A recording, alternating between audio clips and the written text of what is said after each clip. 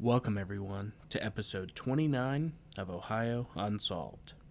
I'm your host, Matthew, and welcome back from our week off. I've made a decision for the podcast, a slight format change. I love doing Ohio stories, because that's where I'm from and where I live. But starting on or after episode 30, I'm going to start to include stories from all over the United States.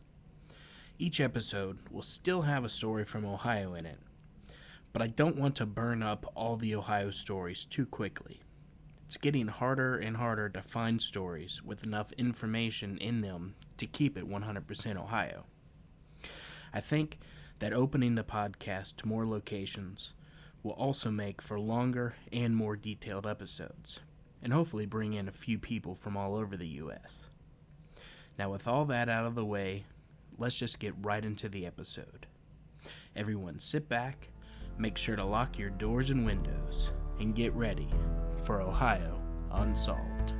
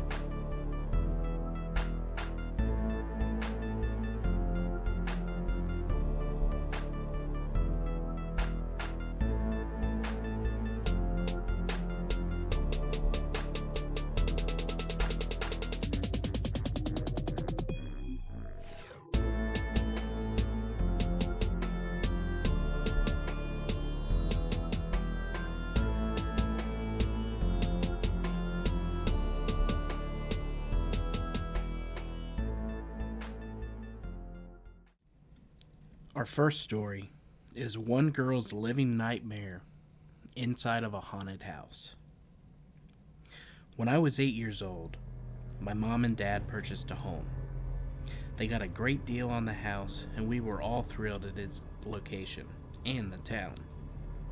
I recall the first time that I entered the house, and I said to my mom, "It is so dark in here." My mother reassured me that with a little paint and new drapes, it would be bright and sunny.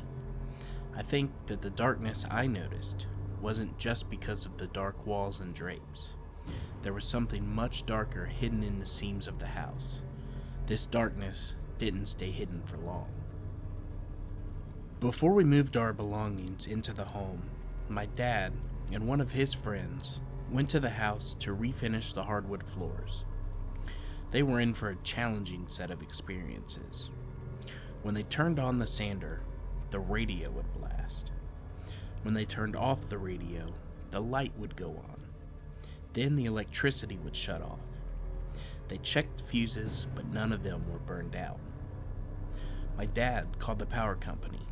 The man who came out said that there was nothing wrong with the connection from the power pole to the house. He told my dad that he needed to call an electrician. The electrician witnessed the same strange and inexplicable relation between unrelated switches and the response from remote locations throughout the house. The electrician told my dad that the entire house needed to be rewired. To their surprise, after this announcement, all of the electrical appliances and lights worked as expected. All returned to normal operation at that time. This stunt, repeated many times over the years, we just had to wait it out because there was nothing wrong with the fuses, fuse box, the connection to the power pole. There was no technical explanation at all. I will say that being in a totally dark house due to the actions of invisible intruders was quite terrifying. We were at their mercy, and they had little to no mercy. Shortly after we moved into the house, we immediately noted that at times it sounded as if someone was walking across the floor, or there would be what sounded like knocking on various doors throughout the house.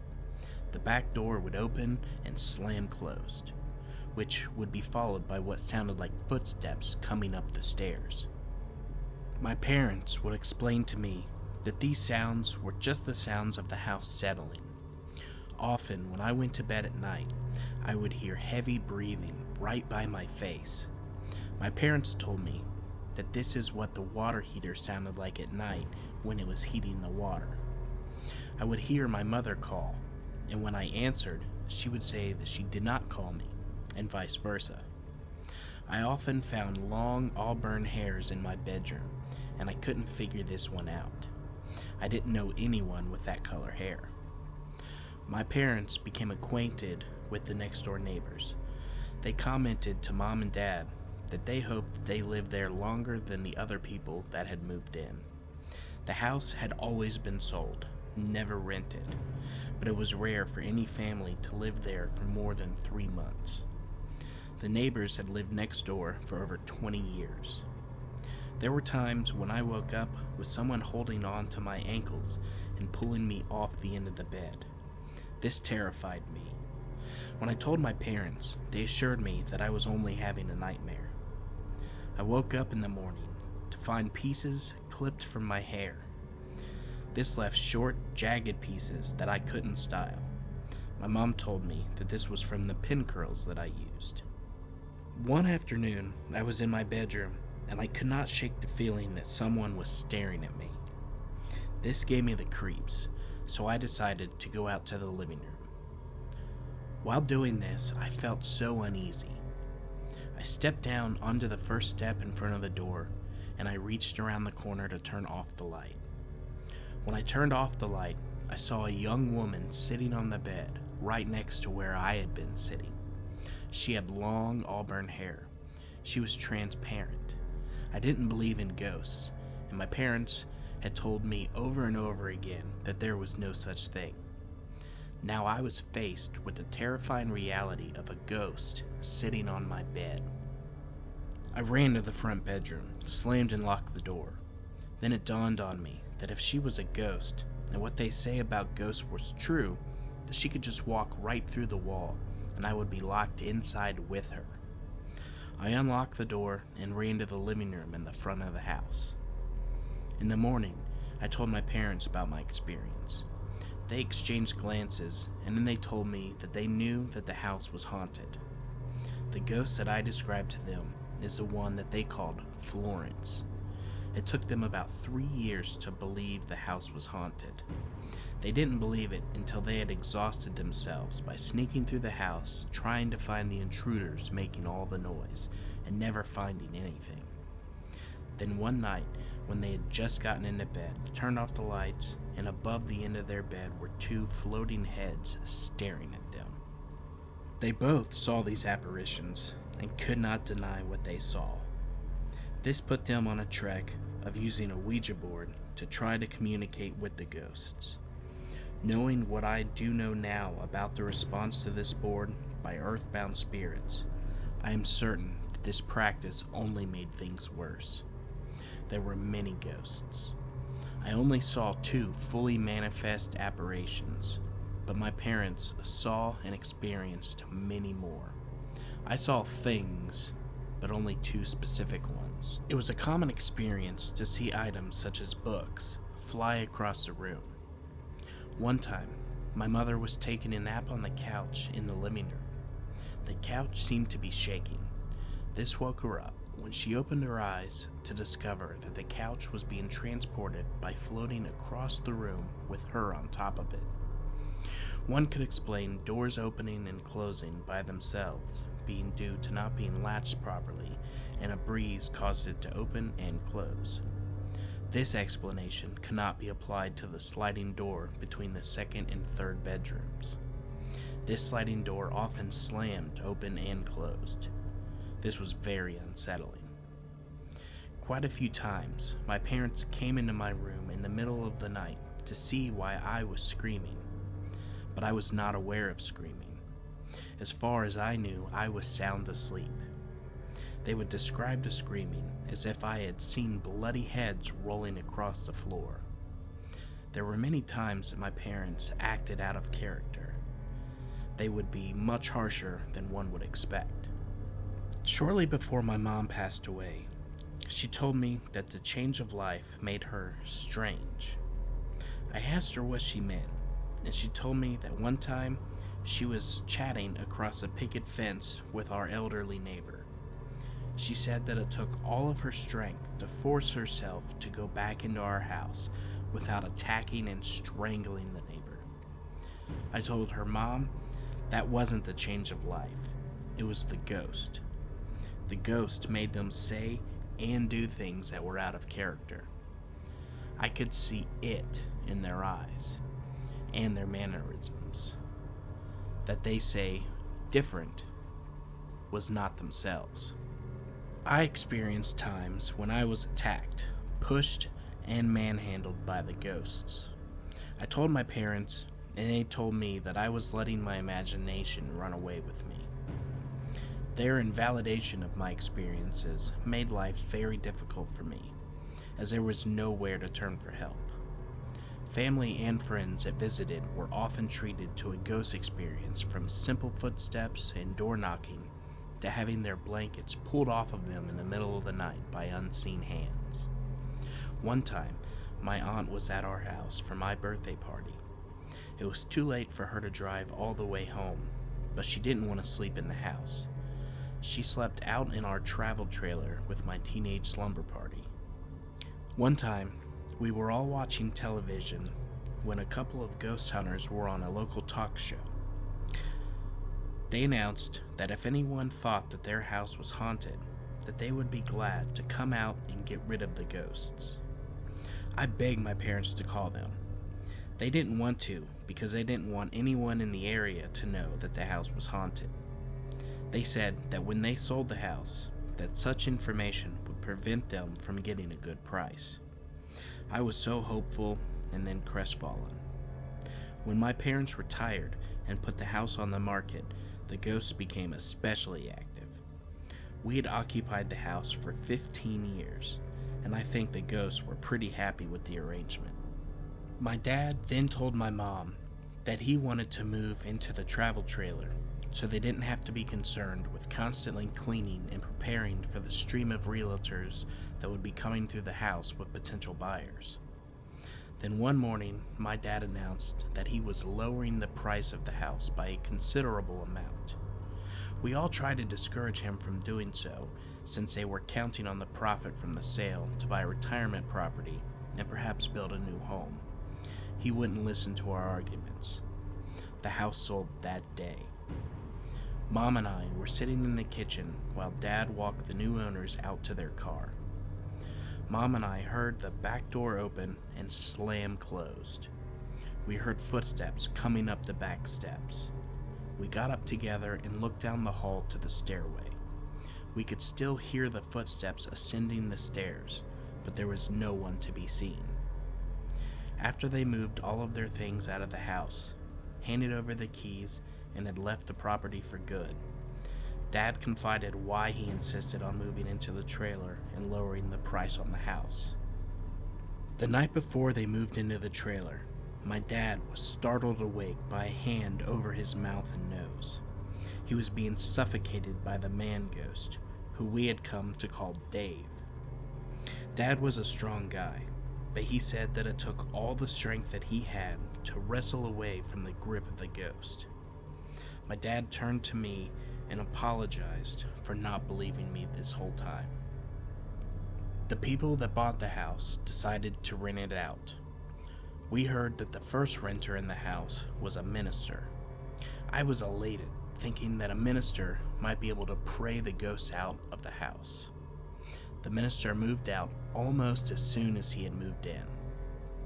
After a series of short-term renters, the house was replaced by an apartment building. The neighbors told my parents that the house had been moved. Now, I don't know if the house was moved, and if it was, I wondered if the ghosts would go with the house or haunt the apartment building built on the site. But I do know that I never want to go back and find out for myself.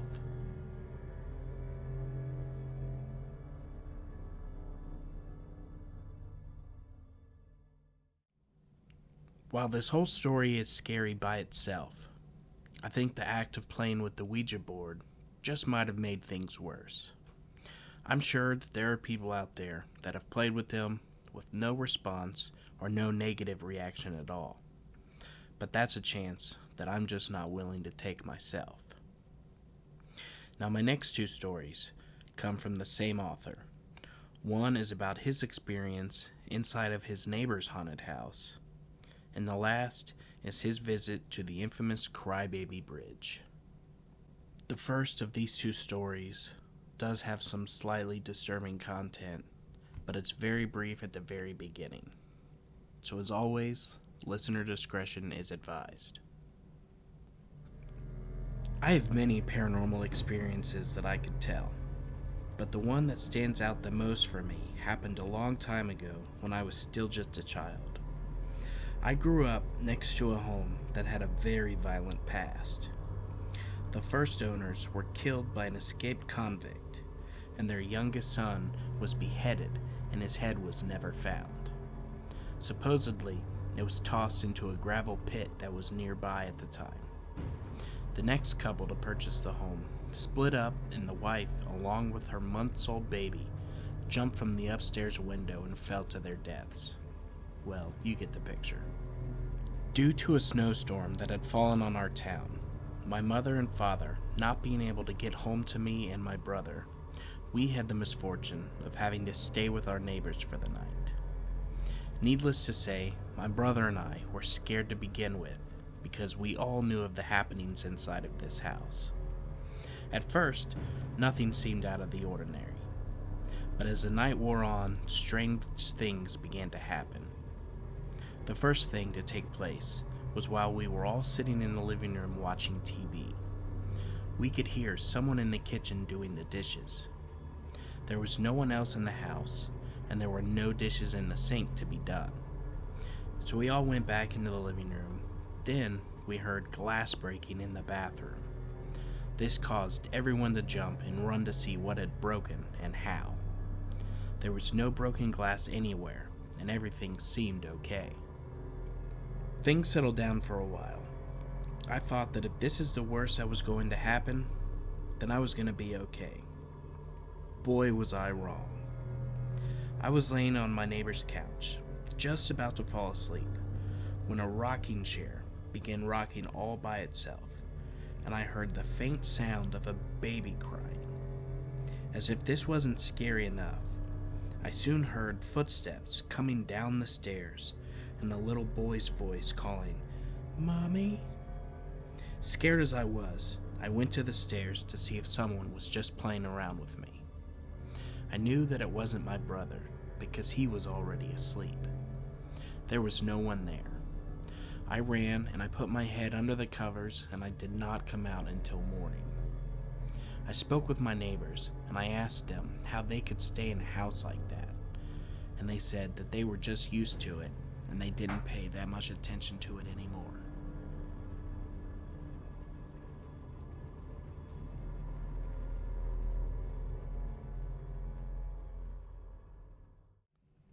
I'm 37 years old.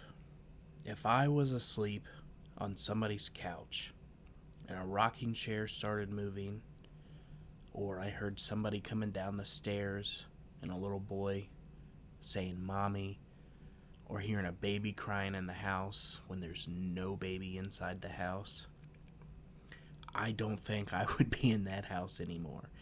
That would scare me to death. It's how he managed to do it and stay the whole night is beyond me. I would definitely be out of there.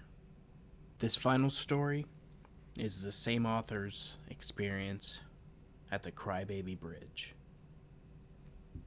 This is for those who often wonder if some of the things experienced can ever be explained away. Almost everyone has heard the tale of the Crybaby Bridge. Hell, almost every state and some cities has one. Well, here's the story of the one that happened in my hometown. Locations will not be given other than this happened in Ohio to preserve the privacy of the people who lived around the area. It is said that a young unmarried lady had given birth to her lover's child and when she presented the child to him, he turned them both away, wanting nothing more to do with the mother or child. The young lady, being distraught, was not able to turn to her family for help. It was a time when it was considered shameful to have a baby outside of wedlock. So she decided to jump from a bridge with her baby. They supposedly drowned and were never seen again. They say that if you are on the bridge on moonless nights, you can hear the baby crying and see the mother as a white light walking up the shoreline of the river, searching for her baby. I decided to investigate this story and see or hear for myself if this was a true haunting or if it was just another urban legend. A friend and myself arrived at the bridge at around 11 p.m., and we went and sat and listened to the wind and the river. At first, nothing happened, and then we heard what did sound like a baby crying. We also saw what appeared to be a white light moving up the shoreline and then disappearing at almost the same time as the baby stopped crying. We did a little further investigation, and we found the causes for both the light and the crying. The crying was the sound of peacocks from a nearby residence, and the light was the reflection of the headlights off of a piece of metal near the riverbank from the cars on a nearby road. It would seem the lights from the approaching cars would disturb the peacocks, causing them to cry out, which, while on the bridge, would almost sound like a baby crying. Once the car passed, the peacocks would be quiet and the white light would disappear.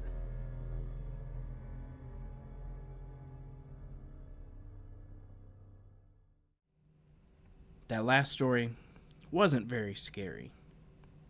That's just one person's experience at some of the many crybaby bridges that are scattered all over Ohio and the United States.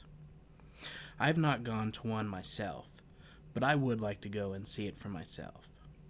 Have any of you ever gone and witnessed something? I would love to hear about it and share it in a future episode. Well, that's going to do it for this week. Thank you all for listening, and if you could, please rate and review on Spotify and Apple Podcasts. A 5-star rating really does help others find this podcast. Don't forget to share with your friends and family as well. Make sure that you join us on Facebook and follow us on Instagram. If you do enjoy the stories, please consider joining the Ohio Unsolved Patreon, where you'll get instant access to monthly bonus episodes starting from the $5 tier and up. Once again, thank you all for listening, and make sure to keep your doors and windows locked, and stay ready for Ohio Unsolved.